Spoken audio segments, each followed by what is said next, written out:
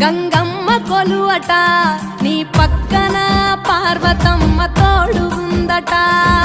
నాగుపాముల నగలే నీకు మోజట సామి నంది నిన్ను మోసి ఆనందపడెనట మహేశ్వర విశాల విశ్వమేలే నాయక అఖండాంకితమై తిని రాని సేవలో ఆదియోగి గరళా కంఠుడా ఆదియోగి ఘనశూలధారుడా ఆదియోగి పల్ల జడల నడుమ గంగమ్మ కొలువట